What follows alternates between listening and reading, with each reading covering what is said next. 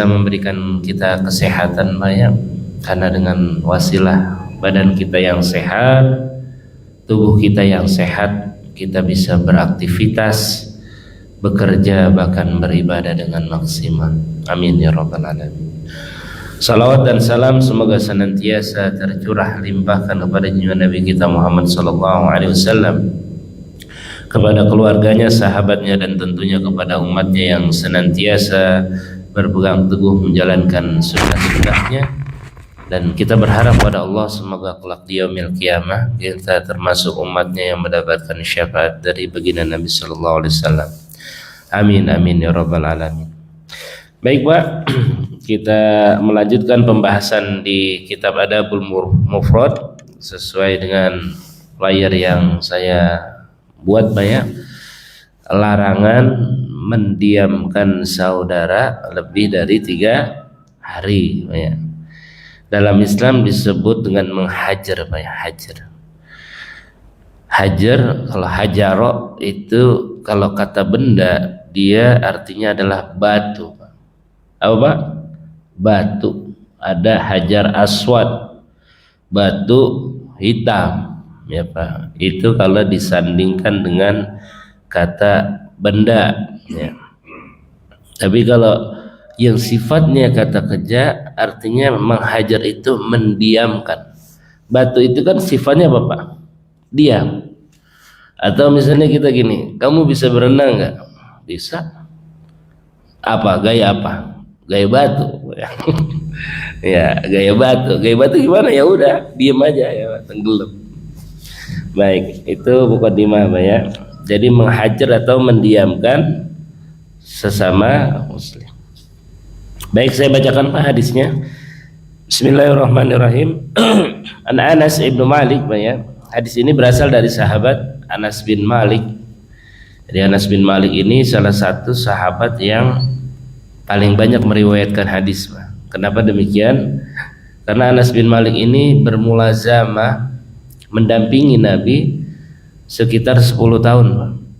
Jadi tahulah ya seluk beluk Nabi sallallahu alaihi wasallam. Enggak bedanya kita Pak. Bapak nih yang mungkin jadi asisten bos gitu ya, supir bos gitu. Tahu Pak kemana si bos ini sering pergi gitu kan, makan di mana, nongkrong di mana gitu. Tahulah 10 tahun Pak ya, bukan waktu yang sebentar gitu. Nah sama Anas bin Malik ini mendampingi Nabi sekitar 10 tahun ya. Jadi wajar kalau beliau tahu apa yang biasa Nabi sallallahu alaihi wasallam lakukan.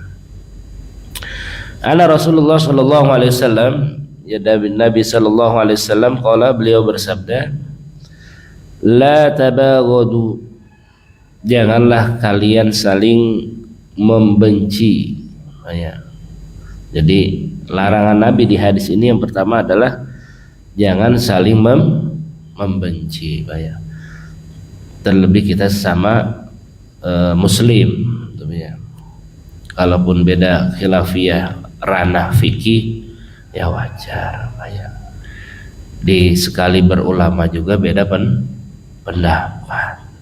Yang nggak boleh itu jadi bermusuhan ya. Udah hal yang lumrah kalau beda pendapat ya. Setiap orang punya argumen masing-masing. Tapi yang jangan sampai terjadi adalah saling bermusuhan, ya. Tapi kan di sini mah kondusif insyaallah, ya. Hal-hal yang seperti itu bisa diminimalisir. La tabaghadu, janganlah kalian saling marah, saling membenci ya, satu sama lain. Wala tahasadu, dan janganlah kalian saling hasad ya Pak ya. Nah hasad ini beda dengan iri Pak ya. Kalau iri itu hanya sebatas enggak suka. Saya enggak suka Pak Indra jualannya laris, saya enggak suka. Dia hanya enggak suka aja Pak. Tapi kalau hasad itu lebih dari itu. Bukan hanya enggak suka, dia akan berusaha menghilangkan, bahkan menghancurkan baik nikmat maupun orang tersebut. Makanya di hadis lain kata Nabi apa? Iyyakum wal hasad.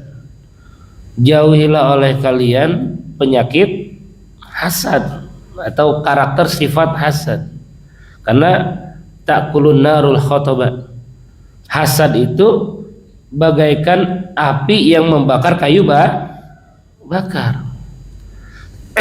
Intinya kalau hasad itu Pak, kalau bahasa singkatnya itu SOS Pak. Susah lihat orang senang, senang lihat orang susah. Ya, ada tetangga renov rumah, dia panas dingin. Ya, tetangga beli mobil baru, dia masuk IGD. Ya.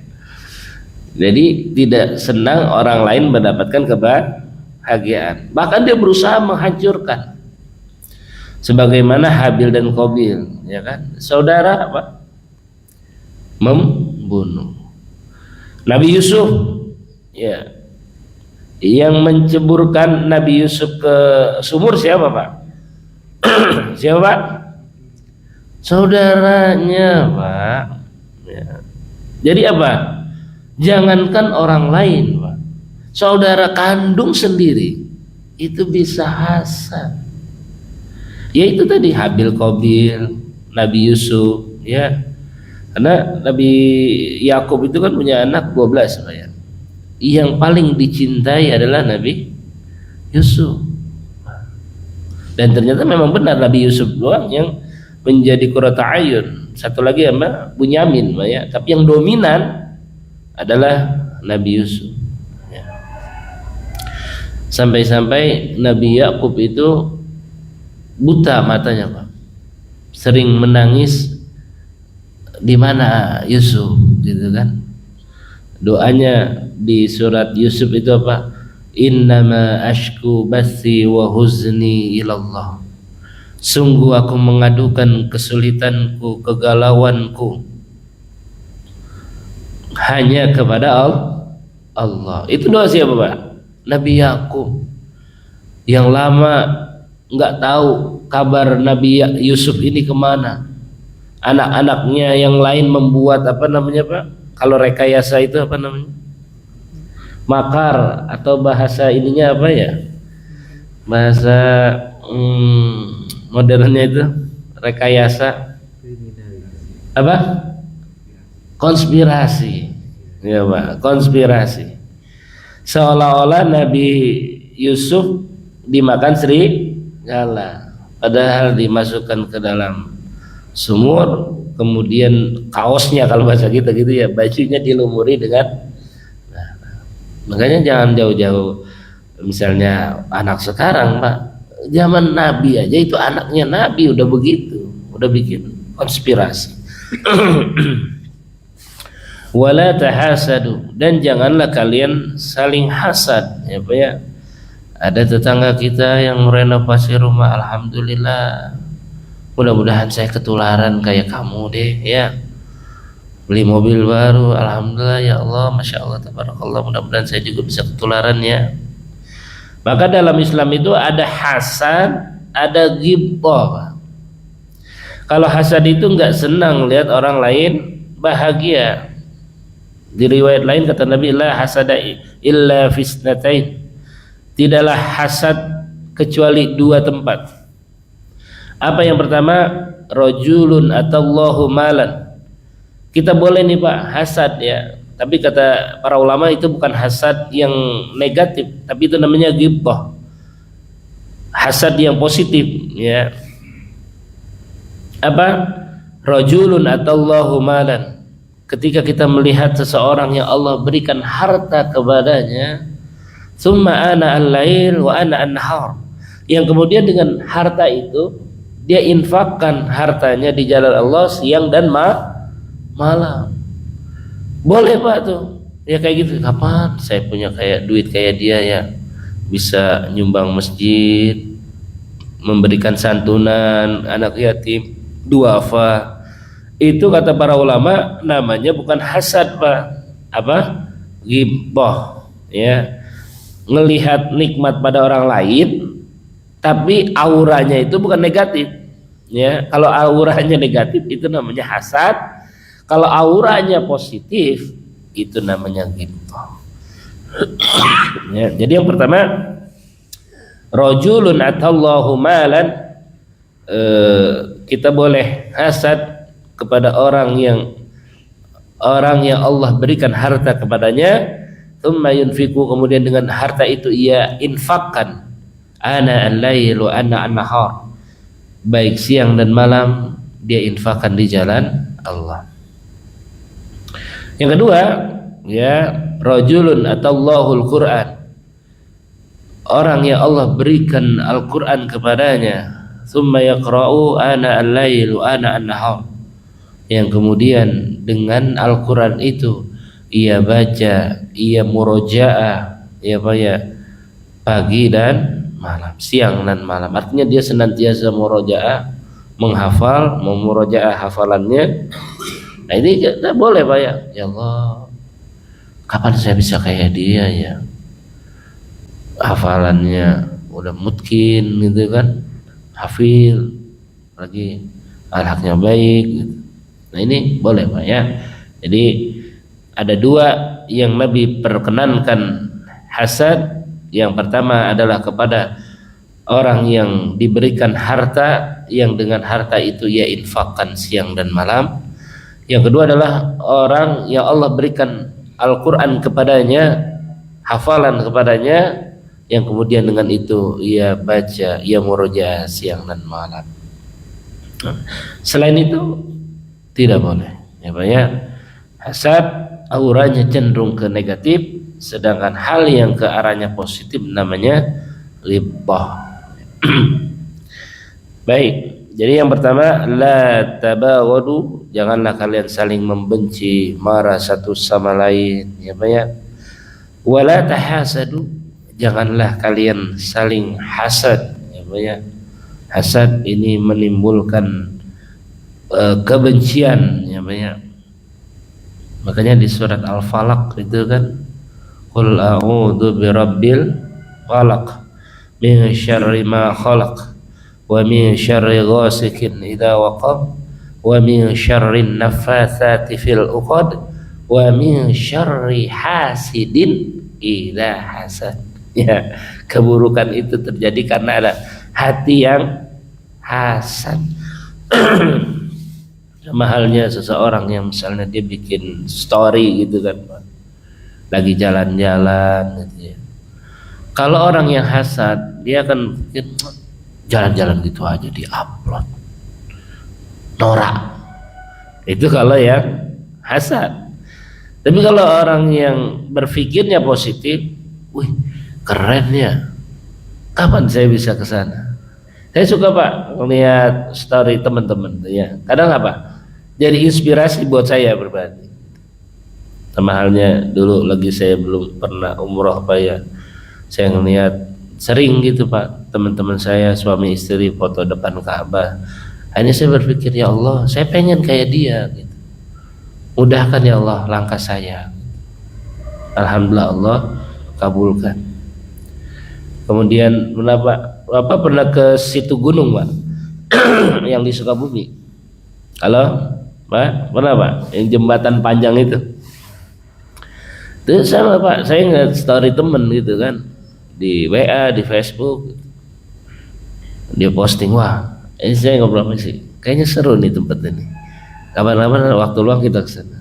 Kita kesana Pak ya.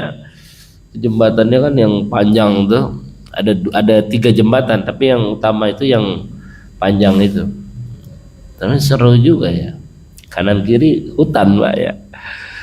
Nah itu jadi tergantung bagaimana perspektif kita memandang. Kalau hati kita hasad, pasti yang ada adalah kebencian. Dia posting makanan, makanan gitu aja diposting. Tapi kalau dia auranya positif, wah enak juga dong. Saya mah suka Pak, saya timbalin yang posting-postingan mana. Enak banget tuh ya. Iya dong, lebih enak lagi diantar ke rumah saya. Ya. Jadi kita berusaha melihat apa yang kita lihat, apa yang kita dengar itu dengan perspektif positif Pak ya, bukan hasad gitu. Nah, itu yang kedua ya Pak. Wala tahasadu, jangan kalian saling hasad. Kemudian yang ketiga, kata Nabi sallallahu alaihi wasallam, wala tadabaru, janganlah kalian saling membuang muka. Apa kalau bahasa kampungnya melengos. Melengos. Saya ketemu Pak Indra, ada dia lagi ngapain sih? Buang muka. Nah, ini Pak ya. Dan buang muka gitu Pak, kita marah nih, ada konflik sama satu orang itu membuat hidup kita jadi sempit. Aduh, ada Pak Yatno lagi ngapain sih dia ya. Harusnya kita pulang lewat sini nih Pak. Ada yang kita selek gitu konflik. Nah, ini nyari jalan yang lain. Atau kalau terpaksa lewat situ, dia buang muka Pak. Jadi satu orang yang kita ada masalah aja Pak, itu sudah mempersempit ruang gerak kita. Itu satu orang. Bagaimana kalau banyak? Ya. Jadi wala tabaru, jangan kalian saling membuang muka. Ya. Jadi kalau kita tipikal friendly Pak ya, bahasa sekarang tuh apa, humble gitu. Jadi enjoy aja Pak ya, kita mau di manapun enjoy. Kemudian kata Nabi, wa kunu ibadallahi ikhwanan, dan jadilah kalian, kita semua, ibadallah, yakni hamba Allah, ikhwanan, yang bersaudara. Apa ya? Islam tidak pernah menganjurkan untuk bermusuhan, bersaudara ya. Jangankan sama muslim, non muslim aja Pak, kita fine gitu ya, nggak ada masalah ya. Di Adabul Mufrad ini juga ada ya, ketika Nabi ada orang Yahudi wafat, maka Nabi berdiri Pak. Kemudian kata sahabat, ya Rasulullah, kenapa engkau berdiri sedangkan dia adalah orang Yahudi? Karena dia juga manusia. Nah, itu Pak ya. Jadi Nabi sallallahu alaihi wasallam itu memang manusia yang luar biasa Pak ya, akhlaknya. Wa innaka la'ala khuluqin 'azim. Dan sungguh Muhammad itu orang yang akhlaknya azim, agung. Jadi kalau agung itu number one Pak ya. Kalau kita nih, makom kita itu cuman akhlakul karimah Pak, enggak lebih dari itu ya. Tapi kalau Nabi sallallahu alaihi wasallam tuh, wa innaka la'ala khuluqin 'azim ya. Dan ada sungguh pada diri Muhammad itu akhlak yang agung. Nah, kemudian ini Pak ya, ini poin kita pagi hari ini ya. Wala yahillu, dan tidaklah dihalalkan, lil muslimin ya, apa namanya, bagi orang muslim kita nih, an yahjura ya, dia mendiamkan ya, mendiamkan akhahu, saudaranya, fauqa salasi layalin, lebih dari 3 hari. Nah, ini ya Pak, ini dalilnya ya. Jadi anjuran dalam Islam tidak mendiamkan saudaranya lebih dari 3 hari. Artinya Pak, dalam Islam itu kita marah itu wajar Pak ya. Saya nggak senang dengan bapak, kita diamkan, itu bagian dari menahan emosi. Kan kata Nabi, laisa bisuru'ah, bukan orang yang kuat ya, yang pandai bergulat, bukan. Tapi orang yang kuat itu kata Nabi adalah alladzi yamliku nafsahu 'indal ghadab, orang yang mampu menguasai dirinya saat sedang marah. Contoh ada apa? Kita aja ya sehari-hari. Saya pribadi Pak, saya kalau lagi konflik Pak sama istri, ini kita nih Pak ya, kita nggak mungkin Pak, rumah tangga itu nggak konflik itu bohong. Saya katakan bohong. Pasti ada kalanya kita salah paham gitu kan, beda paham. Karena kita dibesarkan, dididik dari keluarga yang berbeda, pemikiran yang berbeda, sudut pandang yang berbeda. Kalau saya pribadi Pak, saya lagi kurang seret sama istri gitu ya, maka saya diam aja. Saya diam ya. Karena saya kebetulan rumah sebelah itu saya kontrak, udah saya di situ aja. Atau kalau saya gabut, saya pergi Pak, saya main kemana, saya makan bakso, mie ayam gitu ya. Ntar sore saya baru pulang. Karena saya punya prinsip, saya tidak mau berantem di depan anak, gak mau. Apalagi nauzubillah sampai mukul, nendang, waduh jangan. Itu prinsip saya ya. Jadi saya tidak mau, karena saya dulu ingat Pak, ayah ibu saya pernah berantem gitu ya di depan saya dulu masih kecil, dan itu saya ingat sampai sekarang. Dan saat itu saya punya prinsip, ketika saya nanti menikah, saya punya istri, semarah apapun saya tidak akan pernah tampakkan di hadapan anak. Jangan sampai anak tuh tahu kita konflik sama pasangan kita. Tadi sampai mana tuh Pak ya? Nah, itu ya, sampai yang lebih baik diam atau pergi.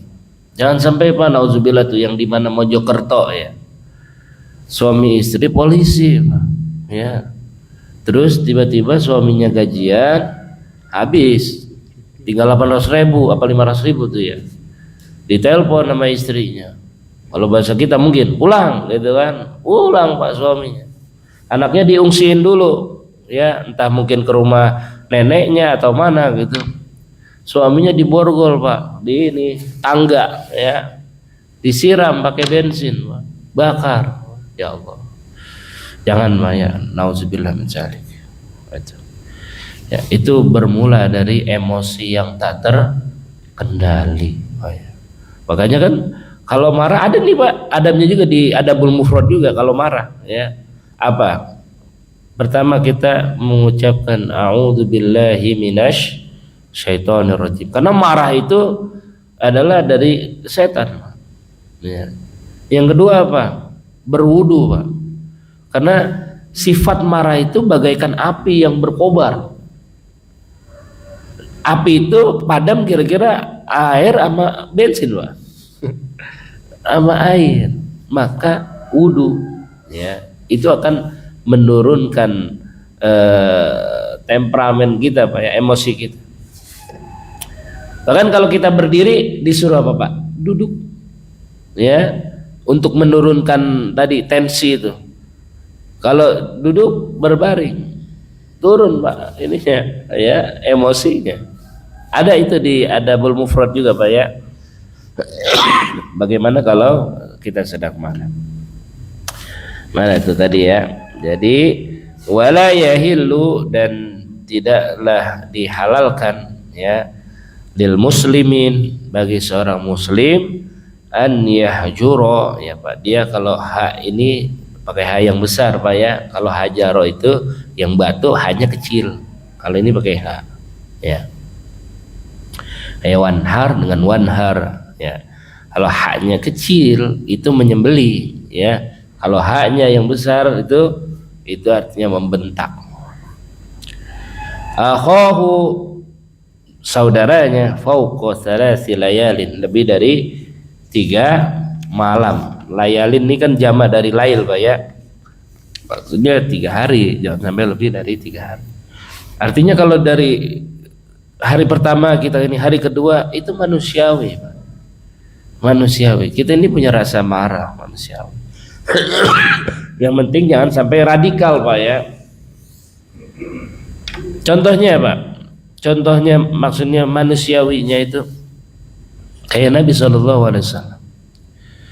ketika perang Uhud ya, perang Uhud, paman Nabi yang berjuang bersama Nabi, Sayyidina Hamzah, itu syahidnya di Uhud Pak.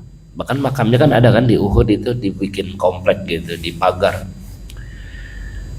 Siapa yang membunuhnya Pak? Adalah Wahsy. Siapa Wahsy? Wahsy ini adalah kalau bahasa sekarang sniper Pak. pembunuh bayaran. Ya, dia berasal dari Ethiopia, ya benua Afrika lah ya. Yang kemudian siapa yang nyuruh dia adalah Hindun ya, agar membunuh Sayyidina Hamzah.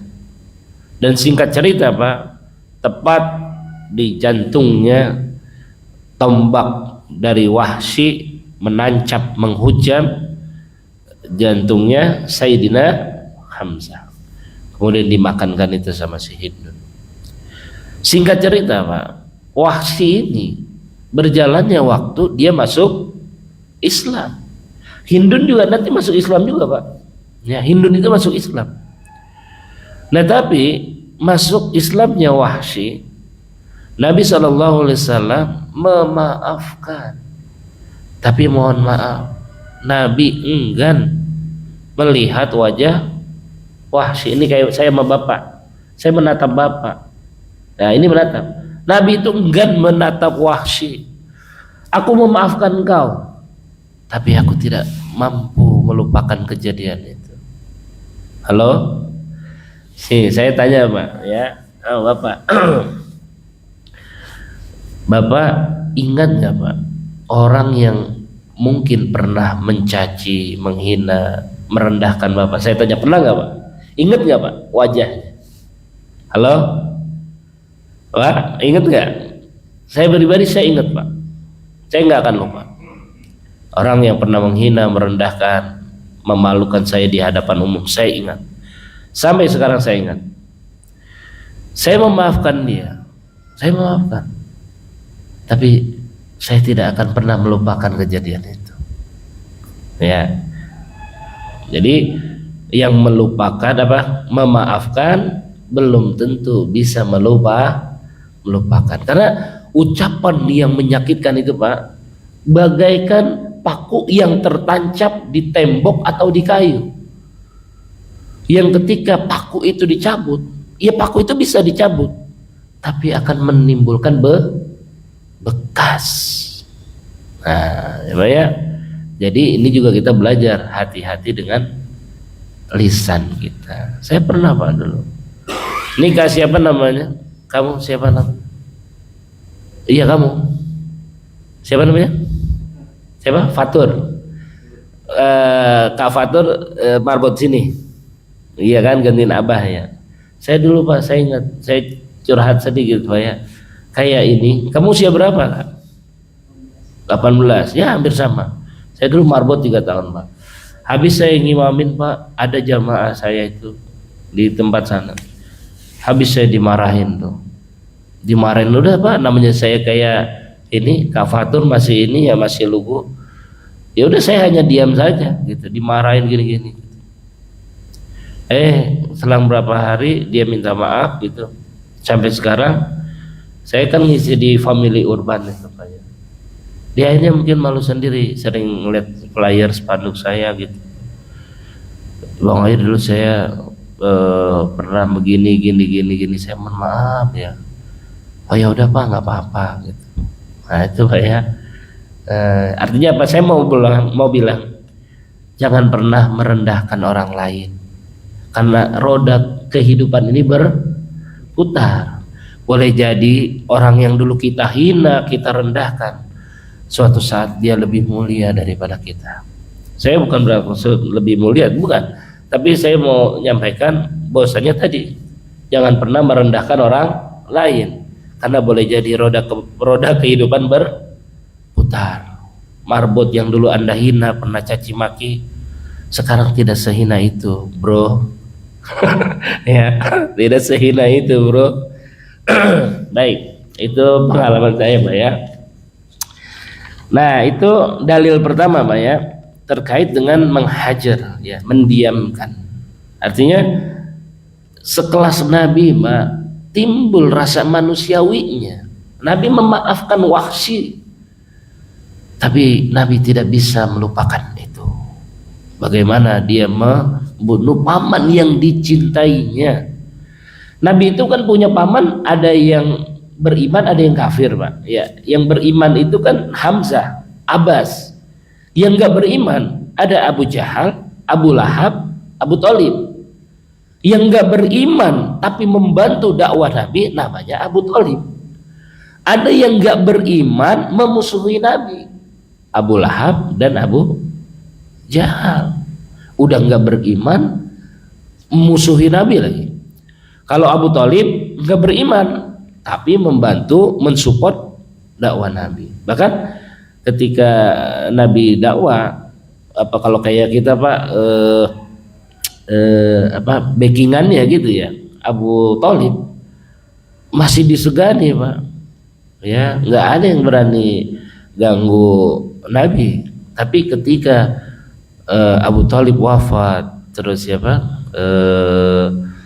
Khadijah wafat, wah kesempatan orang Quraisy, Muhammad udah nggak ada backingannya nih, ada kita hajar be ya.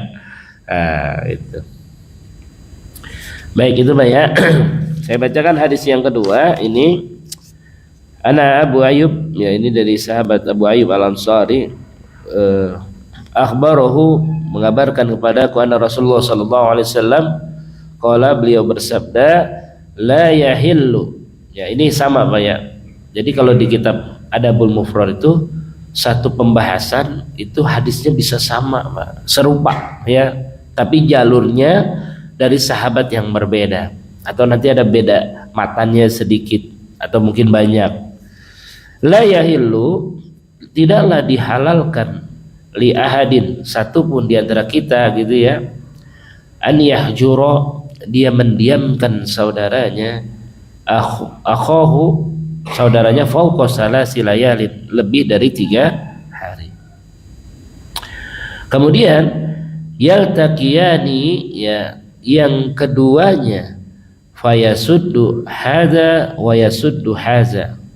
Apa namanya, kalau yang ini bertemu nih Pak ya, yang satu begini, yang satu begini, saling bertolak belakang.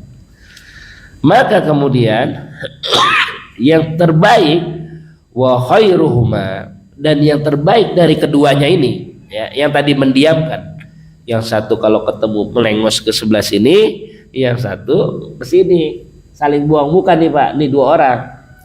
Maka kata Nabi, wa khairuhuma, dan yang keduanya, yang terbaik di antara keduanya, allazi yabda'u bis salam, adalah yang pertama kali mengucapkan salam. Saya selek sama Pak Indra. Assalamualaikum, apa kabar Pak Indra? Itu Pak yang paling baik. Kenapa? Karena memulai itu perlu menurunkan ego, nggak mudah Pak ya, apalagi dia yang lebih tua usianya Pak. Oh, di masyarakat kita nih Pak ya, di masyarakat kita, tapi nggak tahu di daerah lain. Tapi kalau saya di ranah Betawi gitu ya, itu ada tradisi kita itu ngumpul di anak pertama. Dan misalnya kakak, kita posisinya kakak gitu Pak, yang adik, oh ada yang ke rumah, mana ada kakak ke rumah adik gitu Pak ya. Saya tidak mengatakan ini berlaku umum Pak ya, ini umumnya di tradisi Betawi, nggak tahu kalau daerah-daerah lain. Jadi kakak itu agak gengsi gitu kalau ke rumah adik, padahal dalam Islam nggak ngaruh gitu Pak ya. Sah-sah saja siapa yang punya waktu luang gitu kan, yang merasa mungkin awal bersalah gitu. Nah itu, jadi kata Nabi, wa khairuhuma, dan yang terbaik dari keduanya nih, yang berselisih, yang mendiamkan, alladzi yabda'u bis salam, adalah orang yang pertama kali mengucapkan salam. Assalamualaikum, gimana Pak, kabarnya sehat gitu. Ini memulai dari sesuatu yang tadi mendiamkan. Nah itu banyak. Jadi yang terbaik kata Nabi adalah yang memulai mengucapkan salam ya. Lalu ada pertanyaan ya, di pertanyaan dari ibu-ibu. Ini kan kajian ini saya ada juga Pak yang ngisi khusus ibu-ibu. Ini ada pertanyaan, Ustaz gimana Ustaz, ada seseorang yang kemudian dia mendiamkan saya udah lebih dari 1 tahun gitu. Saya menjawab gini, mungkin bukan mendiamkan ya, Mungkin sama kayak yang tadi tuh kasusnya saya atau Nabi, memaafkan tapi tidak bisa melupakan. Dia jawab tapi sekenanya aja, sekedarnya aja. Bolehkah demikian? Ya wajar Pak ya. Karena kita nggak tahu. Kalau masalah sakit hati itu ukurannya susah Pak. Kalau hutang gampang Pak. Saya punya hutang, Pak siapa namanya? Pak Misbah. Saya punya hutang sama Pak Misbah 1 juta. Terus saya bayar, gitu ya. Bapak kemarin Pak saya nggak ada uang, saya bayar. Itu cukup Pak. Tapi kalau perkataan Pak sulit. Apalagi yang sampai menyakitkan gitu kan ya, di hadapan umum kita dipermalukan, itu sulit Pak. Nggak mudah. Makanya ada istilah kuat itu, kalau luka itu hanya sesaat. Tapi kalau omongan Pak, lisan itu bisa diingat sepanjang hayat. Nah itu bedanya Pak ya. Kalau ucapan lisan kita nih, itu bisa diingat sepanjang hayat. Makanya tadi saya katakan bahwa masih ingat orang yang pernah merendahkan Bapak gitu kan, menghina. Saya jawab pasti Bapak ingat ya, kecuali Bapak amnesia ya. Nah itu Pak ya. Jadi wa khairuhuma, dan yang terbaik dari keduanya yang tadi konflik mendiamkan, allazi yabda'u bis-salam, yakni orang yang memulai mengucapkan salam. Baik, mungkin itu kali Pak untuk mukadimah ini. Di situ suruk jam berapa Pak? Ada 5:57. Oke, cukuplah untuk satu pertanyaan. Silakan Pak. Kalau ada yang ditanyakan terkait dengan pembahasan kita di pagi hari ini, menghajar Pak ya, mendiamkan saudara. Silakan Pak kalau ada yang ditanyakan sambil kita menunggu waktu syuruk.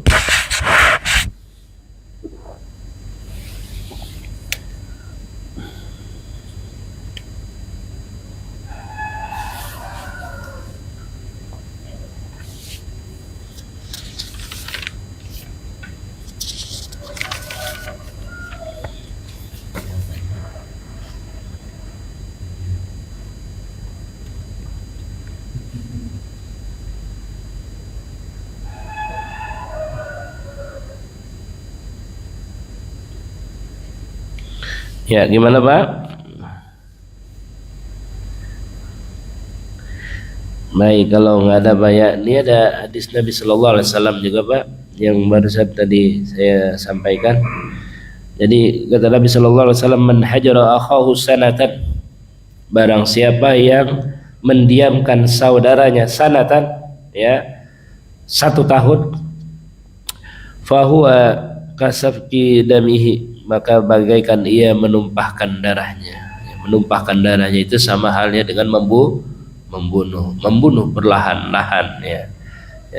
Tadi lagi Pak, kita istilah mendiamkan itu kita lihat dulu apa penyebabnya ya. Seperti tadi Nabi Shallallahu Alaihi Wasallam ya kan, mendiamkan itu bukan berarti enggak ngomong sama sekali Pak ya, tapi ya itu artinya kita melihat dulu apa yang dilakukan oleh yang bersangkutan itu. Ada yang pernah bertanya, Ustaz saya udah minta maaf gitu, tapi dia masih semacam menjaga jarak sama saya. Ya karena saya nggak tahu apa yang dilakukan ibu gitu kan. Karena ya kesalahan itu kan ini Pak ya, berjenjang itu. Tingkat kesalahannya seperti apa? Nah, itu juga perlu adanya diagnosa gitu kan. Karena kita juga manusia biasa Pak ya. Silakan Pak, itu jam benar Pak Haji. Yang ini benar. Apa selisih berapa menit sama itu yang di TV? Sama, berarti sekitar 5 menit lagi ya. Silakan Pak, ada yang ditanyakan Pak? Ya, gimana Pak Sedio? Kenapa harus 3 hari, 7 hari, 40 hari, atau 100 hari? Gimana? Itu kenapa 3 hari? Tidak 1 hari, 7 hari. Oh, baik. Nah, Pak, kalau misalnya ukuran tadi kan nanya kenapa gak 7 hari gitu Pak ya? 40 hari itu kayak ini apa kematian. Nah, kalau masalah dalil Pak, kita rujukan utamanya adalah Nabi. Karena petunjuk dari Nabi demikian gitu ya. Sama halnya dengan pertanyaan kenapa sholat zuhur harus 4 rakaat. Nah, itu wallahu a'lam. Tapi kalau kita secara ilmiah Pak, secara ilmiah saja. Kenapa 3 hari? Karena 3 hari ini waktu dimana seseorang ketika dia sudah emosinya itu turun Pak, itu pikirannya lebih jernih. Contoh Pak, seorang suami yang bilang saya cerai kamu sedang marah, itu kata para ulama nggak sah. Seorang suami nih Pak marah-marah sama istrinya, ya udah kamu saya ceraiin, sedang marah, itu nggak sah. Kapan dikatakan sah? Entar kalau dia lagi benar, maksudnya emosinya tidak membludak gitu Pak ya, memuncak. Tanya lagi, Bang, nih mau nanya lagi nih, Abang benar mau nyerahin saya? Iya. Nah itu benar. Ya Pak ya. Nah itu. Jadi ini kalau ini saya Pak ya, kenapa tadi 3 hari, 7 hari, berapa? 40 hari. Kalau sampai 40 hari itu kelamaan Pak. Nabi itu 3 hari aja dah ya. 3 hari. Karena ketika dia sudah mampu emosinya turun, pikirannya juga lebih rasionalis Pak. Tapi kalau lagi emosi, wah udah pokoknya tadi ya nggak terkendali lah. Jadi salah satu hikmahnya Nabi memberikan waktu 3 hari adalah biar emosi kita itu adem dulu, cooling down, baru dia bisa memutuskan.